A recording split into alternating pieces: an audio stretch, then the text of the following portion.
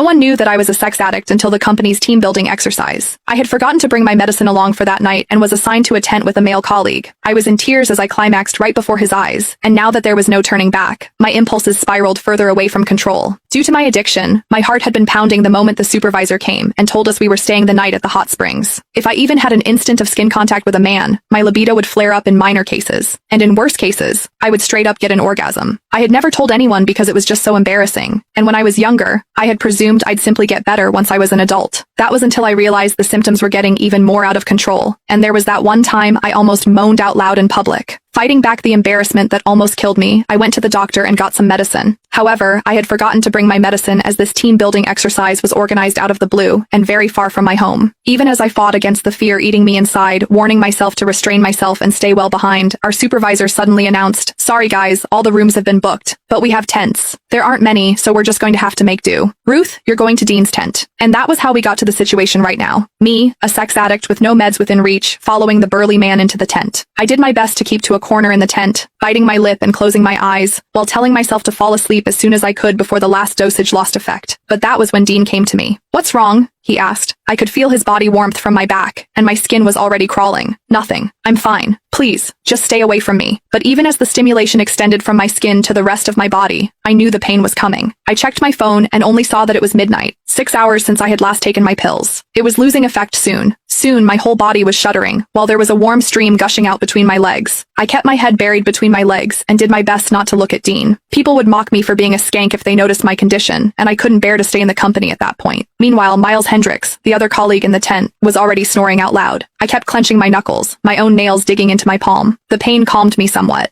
and I told Dean, "Sorry, I'm not distancing myself. I'm just not feeling well." Never could I have expected Dean to move toward me without another word, reaching out with his large, warm palm and pressing it over my forehead. Even as he held his palm steady, I found myself staring at his chest and nothing else. I could also see that distinct collarbone and chiseled chest under his shirt. I seemed to tighten at the very next second and orgasmed amid my embarrassment, and the ensuing moan could barely be stifled. Worst of all, I was trembling even worse after I orgasmed, and Dean could clearly feel me shaking. "That's strange. Why are you so flushed? You don't even have a fever," he murmured, not giving up feeling my forehead and cheeks just then. I trembled even more and turned my face away, but it was the back of the tent right behind me. Having nowhere else to go, I clenched my jaw so I wouldn't moan again, even as I decided I couldn't stay in this sealed room when all I could smell was Dean. He wasn't a smoker, so his faint, soapy, and hormonal scent was especially recognizable. I could feel all the pores around my opening, as the orgasm left me painfully sensitive to everything. In the heat of the moment, I pushed Dean away and sent him stumbling backward, while I scrambled to crawl out of my tent.